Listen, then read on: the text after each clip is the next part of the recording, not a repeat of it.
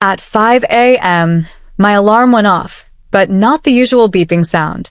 This time it was voices. Whispering. Coming from my kitchen. Half asleep, I thought I was dreaming until I heard my daughter-in-law's voice, low but sharp. Just a few more days, and the house will be in my name.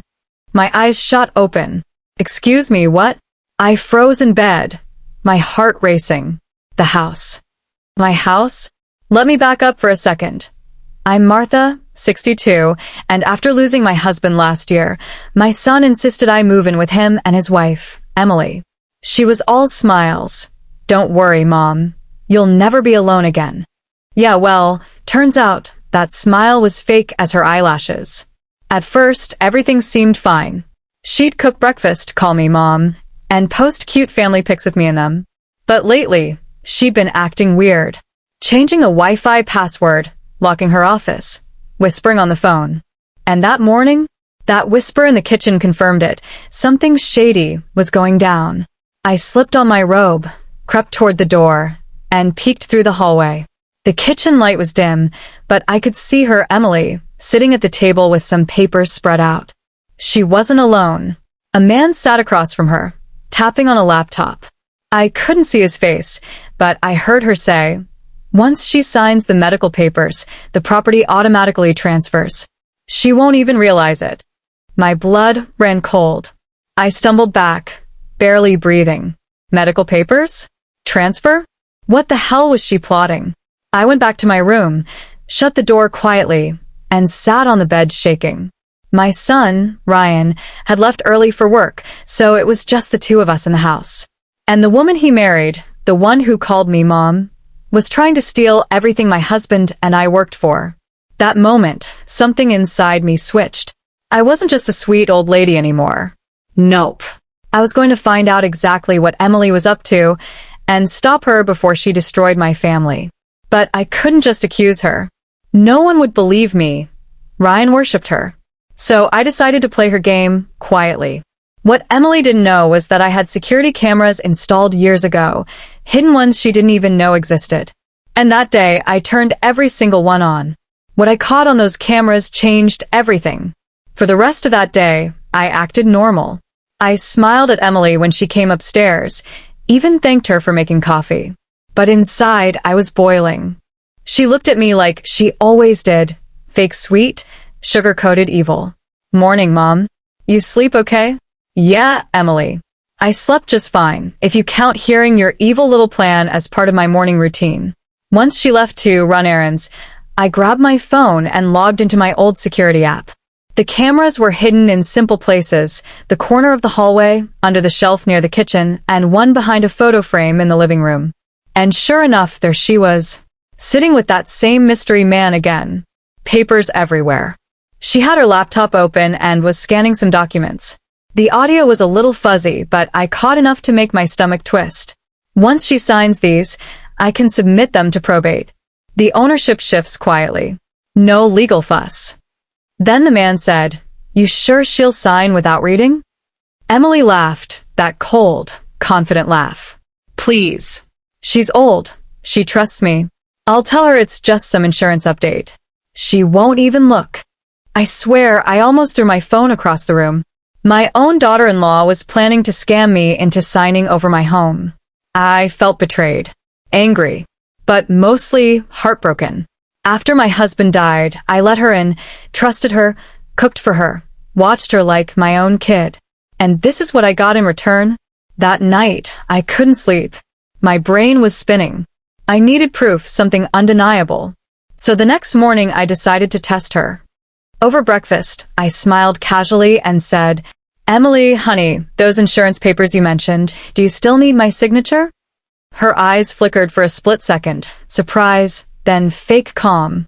"Oh, yeah, I'll bring them tonight. It's just routine stuff, Mom. Nothing serious." "Right. Nothing serious. Sure." That night, she handed me a neat little folder with a bunch of forms clipped together. I pretended to skim through them, my heart pounding. And just as I suspected, my name was listed under transferor. Hers under transferee. The property listed was my own address. I looked up at her, and smiled like I didn't notice. "All good, sweetheart. I'll sign it after dinner." She smiled back. That snake knew nothing. The moment she left the room, I took photos of every page, every single word. Then I called someone I hadn't talked to in months, my old friend, Daniel, who happened to be an attorney. I sent him the pictures.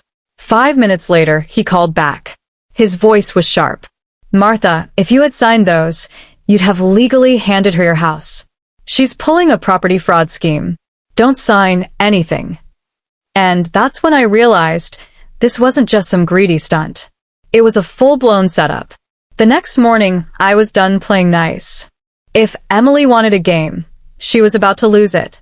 I called my attorney friend Daniel again. He said, "Don't confront her yet. Let's bait her. We'll catch her red-handed." So we made a plan. That evening, Emily asked casually, "Mom, did you get a chance to sign those papers?" I smiled, pretending to be all sweet and clueless. "Oh yes, dear. I wanted to go over them one more time after dinner." She grinned, thinking she'd won. "Of course. Take your time." But what she didn't know was that Daniel had already contacted a notary officer and a local detective who handled property scams. All I had to do was stall her until morning. At 7 a.m. the next day, there was a knock on the door. Emily was in the kitchen, sipping her iced coffee when 2 men in suits walked in. "Mrs. Emily Ross?" one of them said. She froze mid-sip. Yeah. "We're investigating a case of attempted property fraud. You're being asked to cooperate." Her face went pale, like she'd seen a ghost. I walked in slowly, holding my phone. "Oh, honey," I said, "you might want to look at these." I pressed play. The hidden camera footage from the kitchen played on screen. Her voice, crystal clear. She won't even realize she's signing the house over. She looked like she wanted the floor to swallow her whole. Her eyes darted to my son, Ryan, who had just walked in, completely stunned. "Emily, what is this?" he asked, his voice breaking. She stammered. It's not what it looks like. I was." "Save it," I snapped. "You were trying to rob me, in my own home. You called yourself the new owner." Silence. The detective took her statement, confiscated the fake documents, and led her out the door. When that door shut, I just sat down, exhausted. My son sat beside me, eyes full of guilt. "Mom, I had no idea." I smiled softly. "I know, baby. But next time, don't bring snakes into the house." Later that day, Daniel helped me secure my property legally, all under my name, protected and sealed. And Emily? She's out of our lives for good. You'd think I'd be angry, but honestly, I felt powerful. Because I learned something important. You can't fake kindness forever. It always cracks under truth. And if you're watching this, take my advice. Never sign anything you don't understand, even from family. If you made it this far, you're officially part of the Story fam. Tell me in the comments, what would you have done if you caught your daughter-in-law plotting behind your back? Don't forget to like this video, subscribe for more wild family drama stories, and hit the bell so you never miss what happens next.